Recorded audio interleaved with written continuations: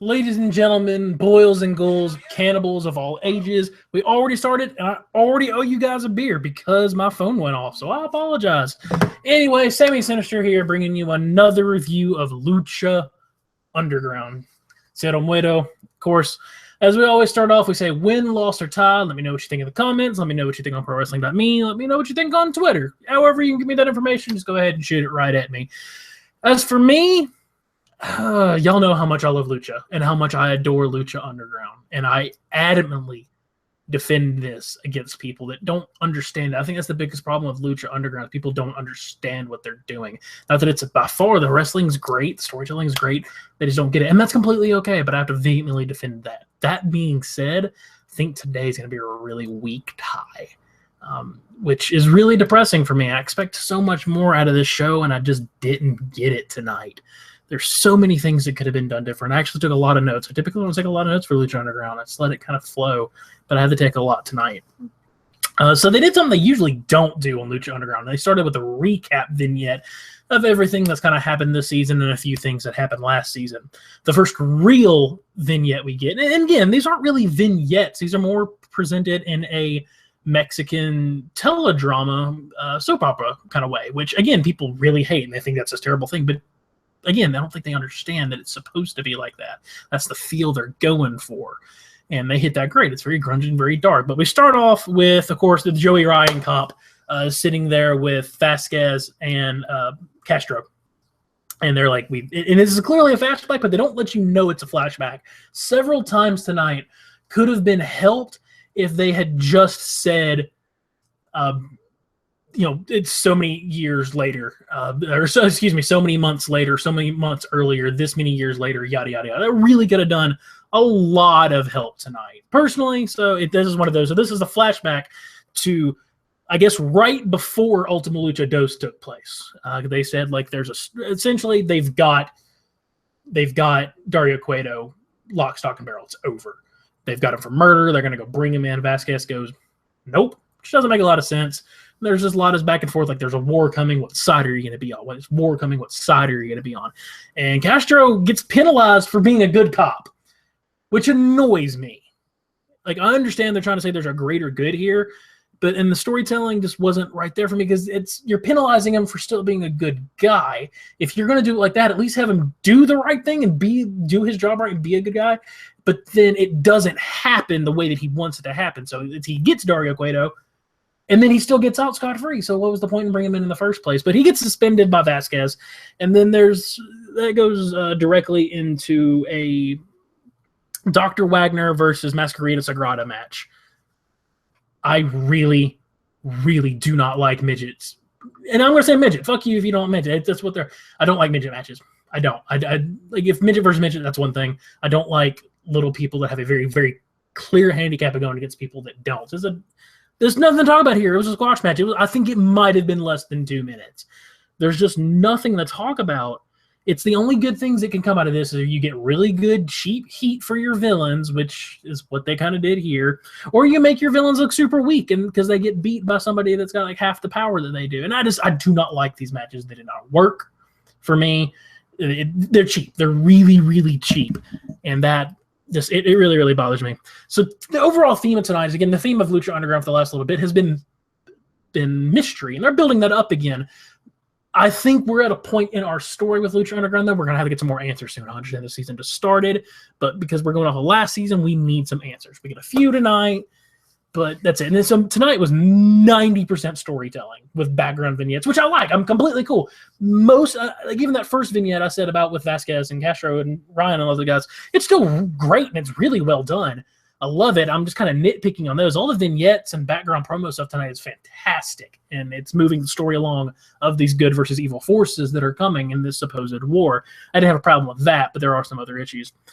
So right after that match, we go directly into I have in my notes as Aztec flashback. Where's this going to go? We see a girl talking to her father, calling her Papa, and she has all the emotion of a wet paper towel in the wind. And some really vague shit goes up. He gives her this amulet called the Purero Immortal. I apologize if I butchered that. Again, I do not speak Spanish.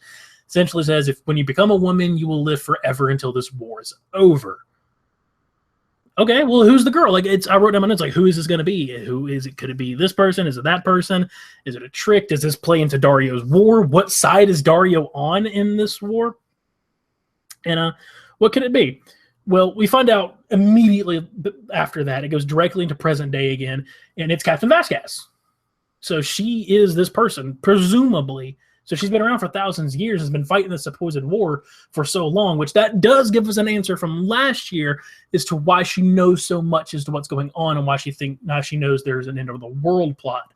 So that's cool. I can dig that. It lets us know that she knows more of what's going on and she's not just a cop onto this goofy thing. Like, she's got a lot more invested in it.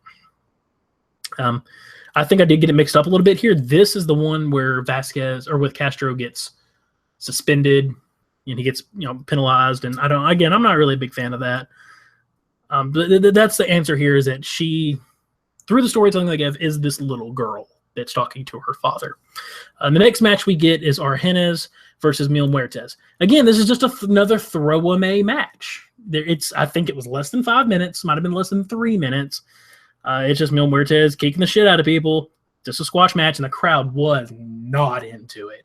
I think they understood what it was, and they were really disappointed in that. And then the crowd tonight, we're going to get into the crowd in the main event.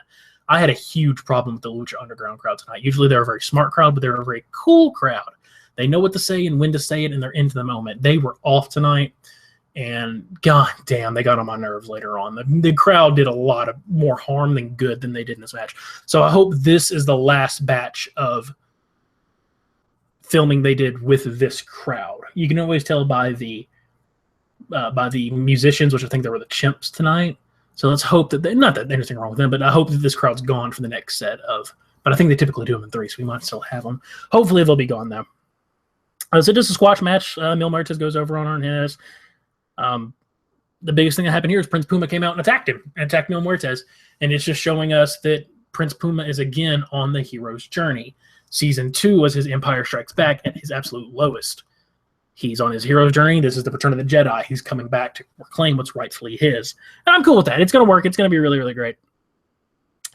We get another vignette after we come back from commercial, and I fucking love this vignette. I don't know where this actor that's played Dario has been his whole life, but this guy is so into his part that you can't help but love him. And he comes back, and it's this very Tarantino, and it's his Robert Rodriguez network, so you can definitely see his hand in there.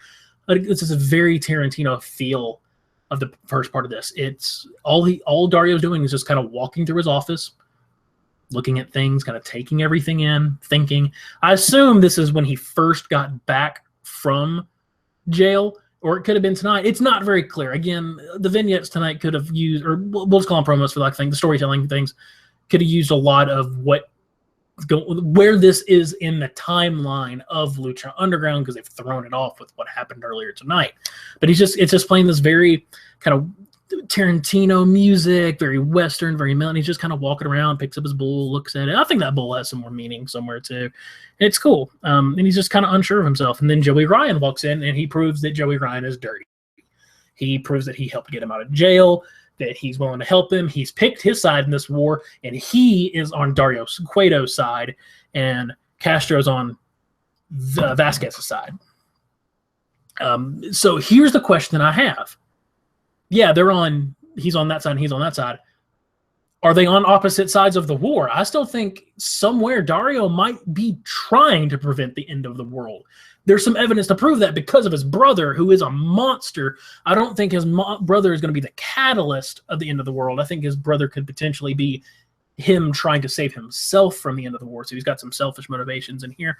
But as far as we can tell from a basic storytelling standpoint, without getting too deep into it, they're on opposite sides now. And Joey Ryan ousts Castro that he's also a cop, and Joey Ryan's dirty, and he's going to get paid off by Dario Cueto. And this is great. The acting's really good. Joey Ryan's really sleazy, and the guy that plays Dario is just phenomenal. He's so into his part. So the lines are drawn for the war. So I feel that a lot of the rest of this season is going to be that theme. So we're going to add that theme into our mystery theme, is building the sides of the war, building your army. Who's going to recruit who, and how are they going to recruit them? Where are your wild cards like Prince Puma? Pentagon Jr. and Rey Mysterio going to end up, and do they have a greater part to play in this overarching story of the Temple? And don't think that it's not called that for a reason. So we go to a break, and we come back with the main event tonight, which I don't know what I was expecting, which was Killshot versus Marty the Moth Martinez in a Weapons of Mass Destruction match. I'm going to be completely blunt with you guys. Y'all know I'm a huge Lucha fan. I've liked every single episode of Lucha Underground. Even the ones that I didn't think were great, I still thoroughly enjoyed. The main event here was fucking garbage. This main event is fucking awful. Both those guys were good enough to go into that ring and tell the exact same story while doing an actual goddamn wrestling match. This was not a wrestling match at all. This was not a wrestling match. This was some typical fucking backyard Roll Tide bullshit, extreme hardcore wrestling, which I cannot stand. Y'all know I don't like hardcore wrestling. It was just hardcore wrestling with a budget, and I hated it. I think I wanted to go back and watch it just the time, how much time they actually spent in the ring as opposed to outside the ring, which is, I swear to God, 80% of the match. And it was just shit. It was total shit. To not get into it too much, Killshot gets the win over Marty the Moth in the dumbest way possible. Marty the Moth, when he came out, looked like fucking Jack Black from Tropic Thunder. The crowd was god-awful here. They chanted, "Holy shit, this is awesome," within like the first 3 minutes, which it totally didn't deserve it. And these guys took some scary bumps. I wish they wouldn't have taken these bumps, because these bumps, at the end of the day, absolutely did not matter. They got a cheap pop from the crowd, and then it was over. No one's going to remember the bumps that they took out of this match. And they took some scary ones, man. Some really hard bumps on their bodies they didn't even take. They could have told us such a much better story without this. And it's just, no one's going to remember these spots. No one's really going to remember this match. And the crowd was awful. The crowd chatted "creepy bastard" a couple times, and it works. And Marty the Moth, in his defense, his facials in this entire match were fantastic. He sold really well, and he really built up that creepy bastard, psychotic killer kind of thing. So that worked. I totally got that. There was a German suplex to the apron that was fucking sweet as shit. But again, no one's going to remember these bumps. You've got to make your bumps memorable. And they weren't. Half the fucking match wasn't even in the fucking ring. It was in the crowd, and it was garbage. It was just, and I really hate that. I don't want to be this hard on these two guys, but it's my job to review. It's my job to tell y'all exactly how I feel, and I was not impressed tonight. I just wasn't. And because I have such high hopes for these guys, because I know they're both really fucking good, and they could have done so much better. There's a couple other nasty superplex to a ladder spot that was really super scary. Just unnecessary. There's like 2 or 3 2 counts, and that was fucking it. At least 5 holy shit chants. There's no pacing. Mariposa got involved for no particular reason, and it was awful. So and again, fucking Killshot gets the victory of Marty the Moth, and there's no real reason for it at the end of the day. Like, I understand what they're trying to say is that they're both willing to do this much damage to the other one to get those dog tags and prove themselves, but it just didn't come across. It came across as people trying to get cheap pops, and that's not fair to me. If I had to watch this, again, just being a guy that just loves wrestling and just wants to watch wrestling, I still don't think I would have liked it. There's no story here. It had problems. It had problems. So as per usual, there's an after the show vignette, and it shows Mil Muertes is fucking just beating the holy shit out of things. He's like, I want Puma. And Katrina's like, you're going to have him. Because remember, I've been waiting thousands of years for this. And she holds up a medallion that very clearly looks like the other half of the medallion that Captain Vasquez has. Assuming, again, that one of these two girls was a little girl in that earlier vignette. Presumably, they're both hundreds, if not thousands of years old. I have a couple issues with this. It's cool. It's a good storytelling standpoint. It's making Katrina more important, but the reverse of that in the foil is that it's making Vasquez more important. And I have a big problem with that because I don't think she's a wrestler. And in a wrestling show, even one like this, where there's a lot of outside stuff, your main focus, your main characters needs to be the wrestlers. And I have a really big problem with somebody that isn't in the ring or the match regularly is potentially one of your main characters and heroes. I don't like that. It should have been somebody else. I'd been okay if it was just Katrina. But maybe I'm wrong. It could be completely different. We never know. We do not know. There's just still a lot of answers to have. So again, I'm going to jump over to comments real quick. Right now, it looks like it's me and Andy Paps, bro. How you doing? Sup, Mr. Paps?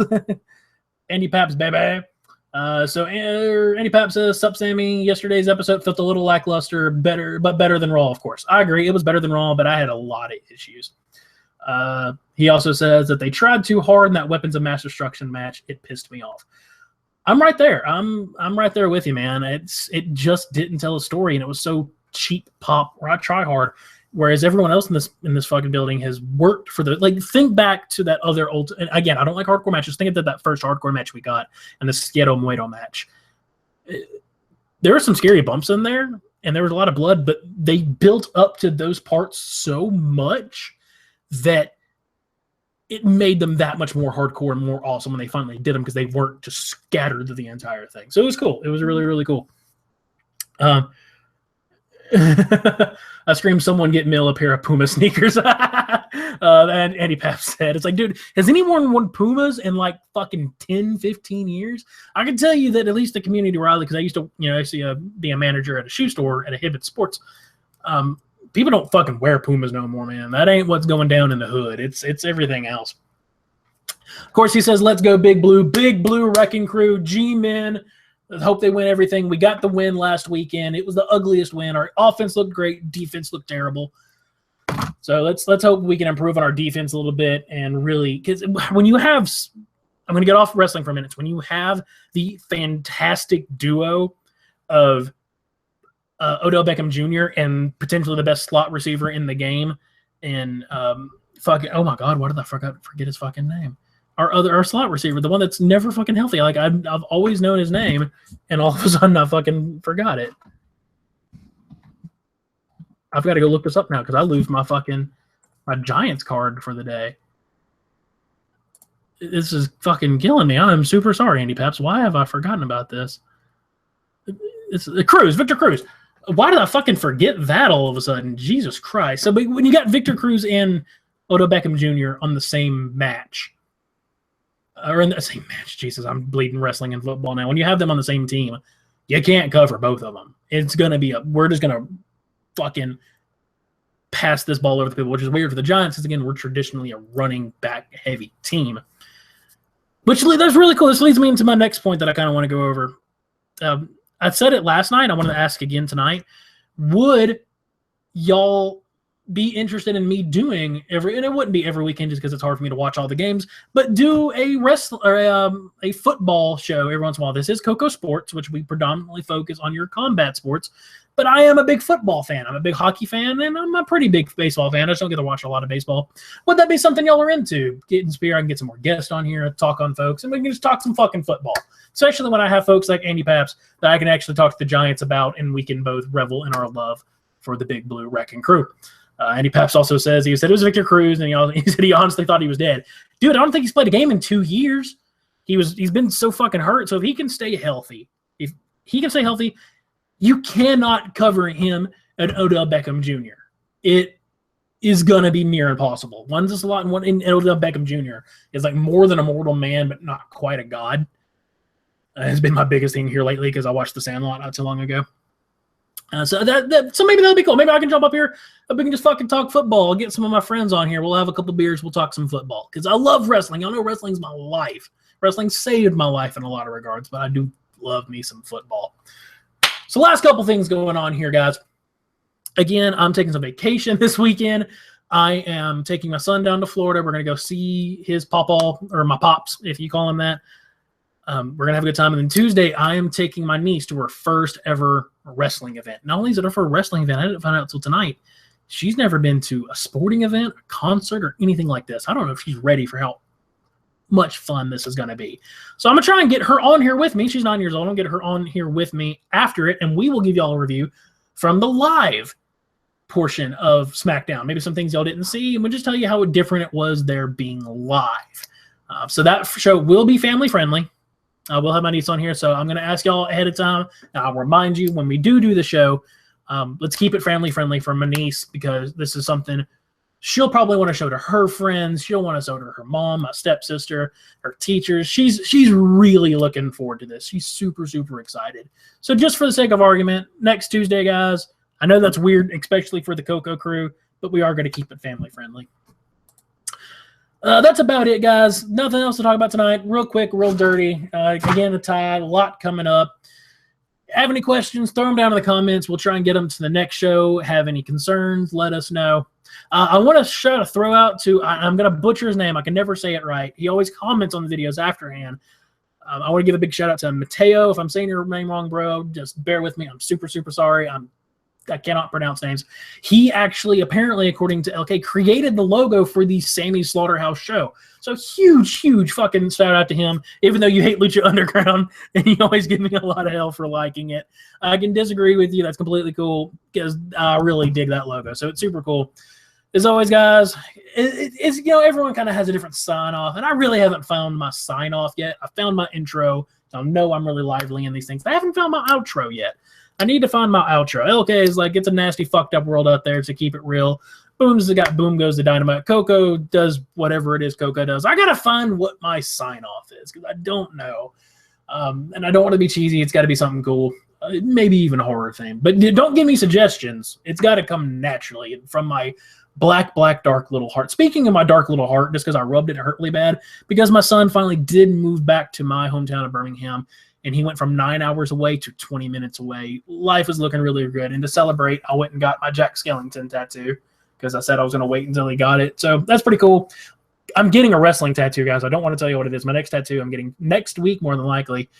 It's going to be wrestling. So I'll hold off for that. Again, have any questions, throw them down in the comments. Hit me up on Facebook. Hit me up on Twitter at Sammy Sinister, at KocoSports.